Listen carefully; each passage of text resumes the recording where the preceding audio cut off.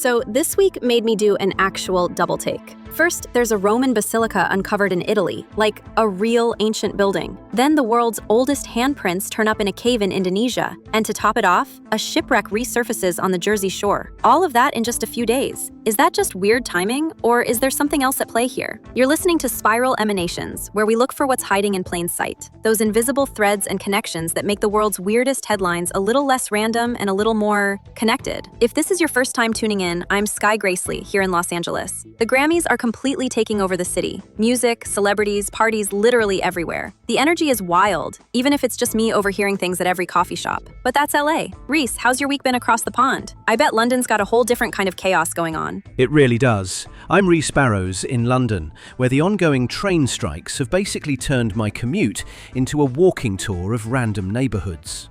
Actually ended up stumbling across this tiny hidden market today, just because I had to take the long way. London never runs out of surprises, but it's rarely convenient. So here's what's got our attention today. The newly uncovered Vitruvius Basilica in Italy. Yes, that's supposed to be the real deal. A classical architectural holy grail. Ancient handprints, literally some of the oldest artwork humanity's left behind, from a cave in Indonesia. And a shipwreck on the Jersey shore just appearing after the sands shifted. You know, Reese, every time I hear the word basilica, my brain just jumps to massive old cathedrals. That's not what this is though, right? Not even close. In Roman times, a basilica wasn't a church at all. It was more like the buzzing heart of the city, the spot where merchants struck deals, trials were held, politicians hashed things out, all in one huge hall. Imagine ancient Rome's combo of city hall, courthouse, and indoor market, with sunlight pouring through the columns.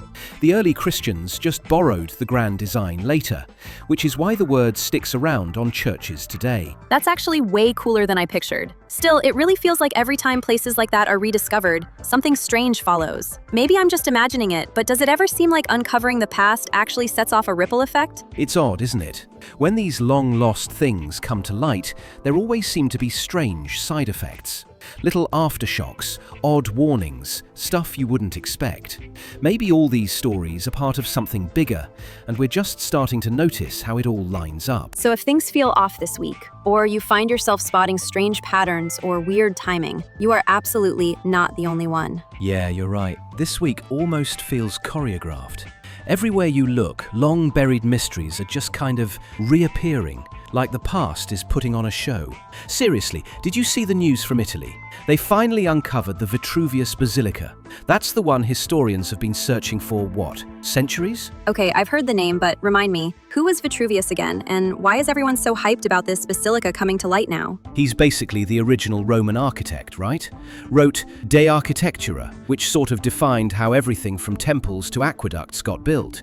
But the wild thing is, even with all that influence, there's never been a building that researchers could definitely say, yep, Vitruvius made this. Not until now. The team in Fano, this included archaeologists, officials from the Italian Ministry of Culture and the University of Rome, found a basilica that fits his own writing almost word for word. It's rectangular, it's got 10 columns down each long side and 4 on the short, exactly like he described it. They've dated it, give or take, to about 2,000 years old. Andrea Pacina, he's with the ministry, literally called it an absolute match. They're already talking about opening it to the public once they finish sorting it all out. There's something poetic about finally finding proof of a guy who basically set the standard for all architecture. But you know, it's not just Italy. All these stories about stuff showing up after being hidden. I mean, even those ancient handprints in Indonesia. It's like humanity just can't help leaving something behind. Right? That one's huge too. So a team led by Griffith University and published in Nature found stenciled handprints on the walls of a cave in Sulawesi. They're not just old, they're about 68,000 years old. People made them by blowing pigment over their hands pressed against rock. And what's crazy is, these are now the oldest known artworks by humans anywhere. That bumps the record for symbolic art back by literal thousands of years. So to put it in perspective, people were making art and leaving their mark way before Egypt, Greece, or even the whole idea of civilization? Exactly. These handprints show people were thinking in symbols and trying to be remembered, long before the stories we usually tell begin. And it's not just the ancient stuff either. I mean, it feels like lost things are popping up everywhere, even here in the States, like that shipwreck on the Jersey Shore. After all this time, just showing up out of nowhere? Yeah, that one's wild. The Lawrence N. Mackenzie was a schooner built in the 1880s, sank back in 1890, and then got buried beneath the sand at Island Beach State Park. This January, after a ton of weird weather and moving sands, it literally surfaced again. New Jersey state parks and the police have been telling people to stay back and let it be. So is that normal? Just storm comes through and suddenly a ship from the 1800s is sitting on the beach? That is seriously eerie. Is that the kind of thing people mean when they say ghost ship? Yeah, that's exactly the vibe. A ghost ship is an old sailor's term. They turn up out of nowhere, drifting with no one on board, or wash up after being lost for decades, sometimes with mysterious marks or belongings still inside. Some of the wildest stories come from ships like the Mary Celeste, found sailing off Portugal in 1872, absolutely intact, supplies on board, but the crew was just gone. No sign of a struggle, meals left half-eaten. Everything about it pointed at something really strange happening out there. Ever since, any ship that reappears after years underwater gets wrapped up in that kind of mystery. It's part of the legend, but the reality? Most of the time, there's a much simpler reason these things resurface. It happens sometimes, especially along those old coastal routes. Erosion or storms can move sand and reveal things that have been hidden forever. But having all this come up in the same week, that's not exactly routine. It really does feel like the world is sending out hidden treasure alerts or something. So much buried stuff being uncovered after who knows how long. That's not your average week. Yeah, it really does feel like something strange is going on. And every one of these stories is locked down by real sources. We're talking the Italian Ministry of Culture, University of Rome, Griffith University, Nature, and New Jersey state parks. No rumors, no speculation. 3 continents, 3 breakthrough discoveries, all brought into the light at once. I don't know, Reese. It's almost like something wants us to pay attention. It does feel almost deliberate, doesn't it? Each time something ancient comes to light like this, the authorities always rush to put up those "do not disturb" warnings. And it's not just about paperwork. There's this vibe, almost as if we're reenacting an old instinct that doesn't fully belong to our century. Right, it's like the world's telling us, careful what you're waking up. I mean, sure, those rules are for protecting the sites. But do you ever wonder if people are just kind of scared, even if they can't explain what of? I do. And maybe it's because for so long, big discoveries came wrapped in real-life consequences and scary stories. Like King Tut's tomb, there were actual accidents, and then all those stories about the pharaoh's curse. That one always chills me. But what really happened? I know the basics, but how did the whole curse thing start? So, back in 1922, Howard Carter and his team cracked open Tutankhamun's tomb, first time in over 3,000 years. It was totally untouched, everything just as it had been left. People started whispering that disturbing the pharaoh would bring down bad luck, maybe even ancient revenge. And then, just a few months later, Lord Carnarvon, the guy who funded the whole dig, dies out of nowhere, bitten by a mosquito, gets infected. All very odd timing. That's wild. So straight away, people thought the tomb was striking back? Exactly. The newspapers went wild for it. Reporters talked about a curse written on the tomb wall, though, funny enough, there wasn't actually a classic "Cursed be he who disturbs this tomb" inscription in Tut's chamber. But it didn't matter. People wanted to believe it. Every bump or disaster that hit anyone tangentially involved got chalked up to the curse. Lights flickering in Cairo, pets dying, you name it. See, that's the part that always sticks with me. It's almost like everyone needed the story to be true. And the domino effect was real. Whether it was something ancient in the tomb or just the power of the story itself, that so-called curse became part of what people found. And it's not just legends. Lots of old sites have warning signs or strange marks tucked away to keep people out or send a message. Those marks are everywhere if you know how to spot them. So you're talking like actual carved symbols, right? Not just random scratches in the stone? I feel like I've seen those in old buildings, but always thought it was just somebody tagging their initials. Sometimes it really is just a builder leaving their signature. But with the old stonemasons, especially the ones linked with what became the Freemasons, it goes deeper. These marks are like little glyphs or personal symbols etched into stones all over cathedrals, castles, and even city walls. On one level, it was practical. Each mason had their own sign, so everyone knew who'd done what when it came time for payment or repairs. But over centuries, those same symbols took on a life of their own. People started to believe they were coded messages, or that they could protect a site, almost like a hidden charm. That's kind of amazing. So, is there a specific shape or mark that shows up everywhere? Or did everyone just freestyle their own? There's a lot of variety. Maybe a little compass, a stylized M, geometric shapes, even something that looks like a trident or chalice. In later centuries, especially with all the stories around the Freemasons, these marks got wrapped up with all kinds of legends.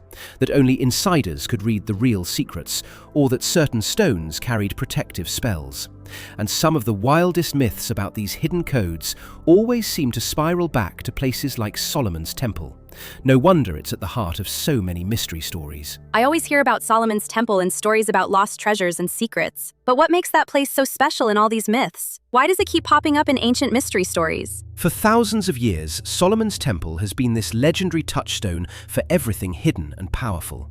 According to biblical accounts and centuries of Jewish, Christian, and Masonic legends, King Solomon built this temple in Jerusalem, supposedly lined with gold and full of sacred objects.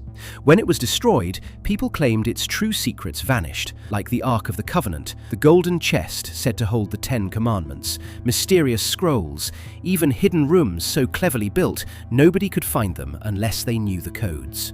Over time, it became the ultimate symbol of secret wisdom, forbidden knowledge, and lost power. That's why, every time someone's talking about coded messages or hidden dangers in ancient buildings, the temple is right there at the heart of it. So, if you're searching for lost treasure or worried you'll activate a centuries-old warning, odds are someone's going to bring up Solomon's Temple. Exactly. There's a reason secret societies and explorers have spent ages chasing its ghosts. In places like Solomon's Temple, people believed those secrets were protected by hidden marks or symbols, codes you had to spot or understand before you could even get close to the truth. That actually makes me think about those Sulawesi handprints. When I saw those photos, all I could imagine was someone millennia ago putting their hand on stone as if to say, "This is ours. Don't enter unless you know what you're doing." Maybe that's the earliest kind of warning mark. You're definitely onto something. In a lot of these caves, the handprints cluster right around the entrance, or where tunnels start to twist deeper inside. Some archaeologists think they might have been more than just early selfies. They could have worked like the world's first "keep out" sign, marking a boundary for outsiders, or even for something on the other side. So like a prehistoric trespassers beware, but cosmic edition? Exactly. And what's wild is that the open hand, spread fingers just like those stencils, turns up in later cultures all over the world as a symbol for protection or warning. Whether it's carved over a doorway or painted inside a sacred space, it's got that dual energy, both "welcome, you're safe here" and "mess with this at your own risk." It's ancient, but the message still hits. And then you've got the Vitruvius Basilica. Everyone's obsessed with the proportions, the geometry, all these careful details in the layout. I can't help but wonder if those codes are just about beauty, or if there's this whole extra layer, like a message meant for whoever can actually see what's hidden in all those numbers. I mean, is this like the whole thing with Instagram filters measuring your face for the golden ratio? Or is there more to it than that? It's definitely older than beauty tutorials. The golden ratio, about 1 to 1.618, was seen as this kind of hidden blueprint in nature and the cosmos. So architects like Vitruvius believed using it made a building not just beautiful, but almost in tune with the universe. You'll see it pop up everywhere, from snail shells to sunflower seeds, and supposedly in the way the Parthenon was built, the pyramids, even Da Vinci's Vitruvian Man. So they really believed if you got the numbers right, it was like tuning into some kind of universal frequency. Exactly. It wasn't just style points, it was almost a kind of magic. The idea was, if you built using the right ratios, you weren't just making a structure, you were creating a space where the ordinary world touched something bigger. Some even thought those proportions could protect a place or unlock secrets for anyone who could actually read the math hidden in the stones. No wonder people are obsessed with finding these patterns. It's like a secret handshake with the universe, just waiting in the blueprints. Sometimes I wonder if those details are just for beauty, or if they're part of a bigger language for anyone who knows how to read the signs. I think you're onto something. In a lot of traditions, the layout or measurements are basically a language, sometimes meant to be read only by a select group. And even now, when a dig uncovers something major, it can send the scientists scrambling. Not saying this happened in these recent finds, but in general, suddenly, teams hit unexpected delays. New discoveries seem to pop up one after another, and sometimes it almost feels like uncovering one secret sends out ripples that bring others to the surface. That's why it feels so uncanny. All these discoveries happening at once. It's not just that each one is cool on its own. It's like every time someone uncovers one secret, the world goes, oh, here's another. Do you think it's just good luck and timing? Or could finding one thing actually set off a cascade of other secrets surfacing? There are definitely patterns like that, especially if you ask the people who've spent years on digs. Sutton Hoo's a classic example. This place is legendary. Back in the 1930s, a local woman in England had these strange mounds on her estate, and when they dug into one, they uncovered a full-sized ship buried underground. We're talking about a 1400-year-old Anglo-Saxon ship loaded with treasure. Gold, jeweled weapons, that incredible helmet you always see in the history books. The wild part is, the body, whoever the grave belonged to, had vanished, leaving just the grave goods behind, and a kind of huge question mark. Some say it was a forgotten king, maybe even a figure out of Anglo-Saxon legend. But just like we've been talking about, once they opened up that mound, all these new discoveries and mysteries started tumbling out. And the old story of the so-called Dark Ages kind of unraveled. It's like the ground itself was holding on to secrets, waiting for the right moment to let them loose. There's always this local buzz. People start to notice how odd things seem to cluster around these digs, even if it never makes the official records. It makes you wonder if anyone really tries to keep track of the pattern, or if it all just goes under the radar. And with all that, do you think people who run these sites, or even insurance companies, ever really try to keep tabs on those kinds of patterns, just in case another surprise is right around the corner? Some do, yeah. I've heard of insurance policies quietly getting bumped up the minute a site gets attention. Publicly, it's all about extra caution. But it feels like, whether they admit it or not, people sense there's a real pattern.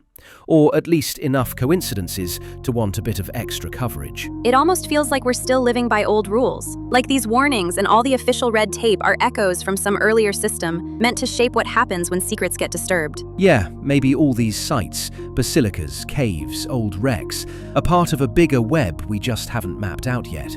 Pull at one and you set off vibrations everywhere else. I keep thinking maybe that's intentional. Maybe whoever built the first pieces made sure the whole network would always react. That makes every new find feel way more alive, and honestly, a little more mysterious. That's where it gets really cool. It's not just news hype, there's actual structure here. The ancients, for real, built their sites with all these intentional ratios, geometric layouts, specific marks, things that were designed to link places and keep secrets under wraps.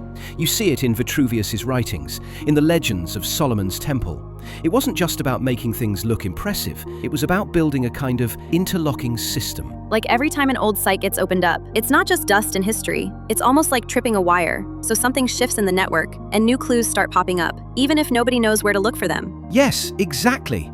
And if you look at what's happened before, it lines up. Think about King Tut's tomb. Unseal that, and suddenly there were all these accounts of new objects found, strange incidents, reports that just didn't stop at the tomb itself.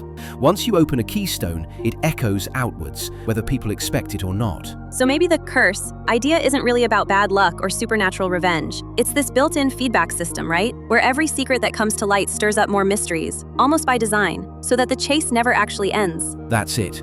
The builder's curse cascade, it's not a superstition, it's a whole strategy. These master builders left behind codes, layouts and connections meant to keep history's biggest secrets constantly shifting, never quite letting anyone catch them all at once. That actually gives me chills, Reese. It even makes me think about LA. Sometimes it seems like we need a weird week tracker, because whenever there's a huge event, like the Grammys, some random bit of chaos seems to hit. Like there's suddenly a burst water main downtown, or a huge mural just slips off a wall out of nowhere. Do you think stuff like that could be a kind of cascade effect too? Even when it's not ancient ruins, just regular city life? You'd be surprised how often things line up like that. Sometimes, right after a new museum wing opens, or there's been a big event, you'll hear about city workers tearing up a road and stumbling on a hidden vault nobody expected. And then there's that library I heard about. After they dug up these old blueprints, everything started going wrong for weeks. They had doors getting stuck, pipes leaking, the whole deal. It does make you wonder if a place itself is reacting when old secrets are poked at. So, if that's what's really happening, does that mean we're just, I don't know, doomed to always get hit with weird setbacks every time we try to dig up the past? Or can someone actually break the cycle and dodge the chaos someday? That's a good question. Honestly, I think that might actually be the point. Like, maybe the whole system is built to make sure there's always a cost to getting too close to the old mysteries. It's a way to force us to take things slow, make us pay attention, instead of just barrel straight through history and hope for the best. That actually makes me want to start keeping an eye out for stuff in my own neighborhood. If something weird pops up after a big local event, I'm going to see if I can actually spot the start of a cascade. Who knows? Maybe we're surrounded by these little patterns all the time. And if I do catch one, you'll be the first to get photos. And I'll be absolutely waiting for them. Haunted pothole photos would be legendary at this point. But honestly, with all the strange discoveries happening lately, it really feels like there's more hidden all around us than we realize. Makes you wonder what's out there, just waiting for someone to notice. Exactly. It's wild how the most amazing things can turn up in the everyday. It's always a surprise what people notice if they're really looking. Also, big thanks to Brian for editing and keeping everything on track behind the scenes. We truly couldn't do this without him. So, as you all head into the week, if you notice something that makes you pause, maybe it's just another secret from the past finding its way up. Have a great week, everyone. Goodbye.